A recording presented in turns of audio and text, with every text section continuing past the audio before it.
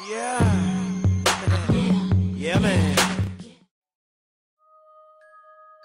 When I was 21, I transferred to a college in San Francisco. I checked out a room for rent on Craigslist. It was in a really nice 2-bedroom apartment. It was cheap rent and close to campus, so it was the ideal spot. The girl who lived there was 29 and her name was Beth. She was tall and wide, and she had jet black hair and wore pale makeup. She seemed nice, although a little quiet, but she seemed to like me and agreed to let me move in. And so far, so good. My first night there, we went out for pizza, and that's when I could tell that something was a little bit off with her.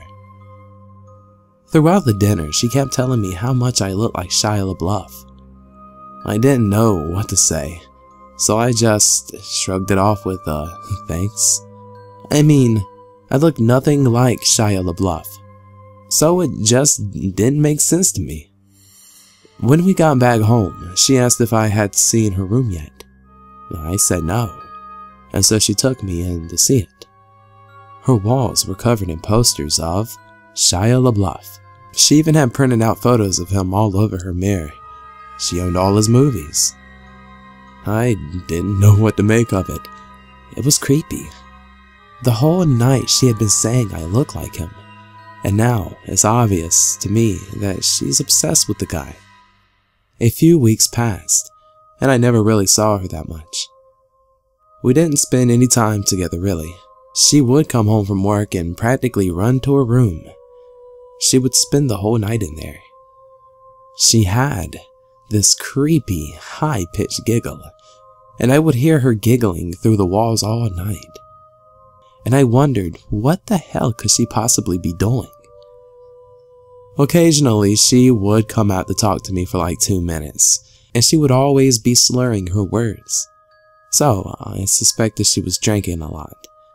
Sometimes she wouldn't say anything and she would just stand in the hallway and watch me in the living room. I would turn and see her and be surprised and say, "Oh, hello, Beth." And then there would be this long, awkward pause and she would give out her creepy, high-pitched giggle. It was uncomfortable being around her. She gave me the chills. One night I woke up around 2 a.m. because I heard what sounded like the front door being unlocked. I came out of my bedroom, and all the lights were off, but I could still see Beth standing at the front door. She had her face against it, and she was turning the lock back and forth over and over again. And every time she turned the bolt, she mumbled my name. Max Barker. Max Barker. Max Barker. Seeing her standing in the dark and mumbling my name, well, it really freaked me out. And, well, it doesn't help that she kinda looks like a bigger version of the girl from The Ring. I just quietly went back to my room and tried to sleep. One night I was watching Gladiator and she stumbled out of the room and turned on the living room light, forcing me to pause the movie, which was annoying. She then asked me if I wanted to hear about her ex-boyfriend. It was an uneasy topic for me, but I just said sure and then awkwardly sat back and listened to her. 10 minutes into the story and she was so riled up. She was screaming at the top of her lungs about their breakup.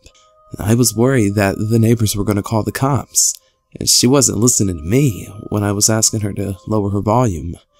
Amidst all of her screaming, one thing she said really freaked me out.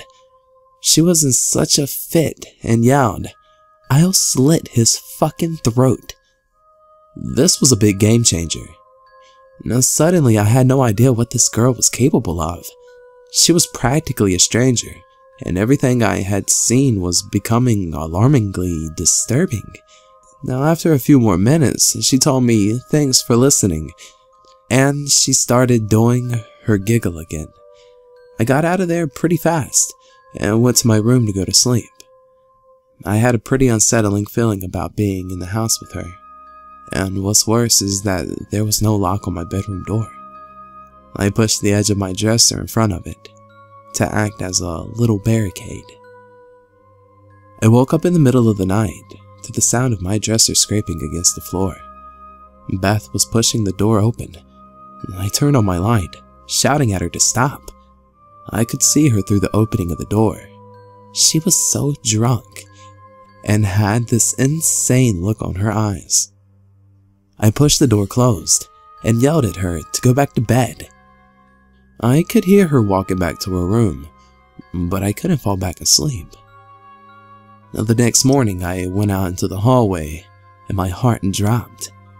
I saw one of her steak knives was on the floor by my door. I got goosebumps all over my arms. All I could think about was her saying she would slit the guy's throat. I confronted her about it, and she said she didn't remember trying to push my door open. She said she didn't even remember telling me about her ex.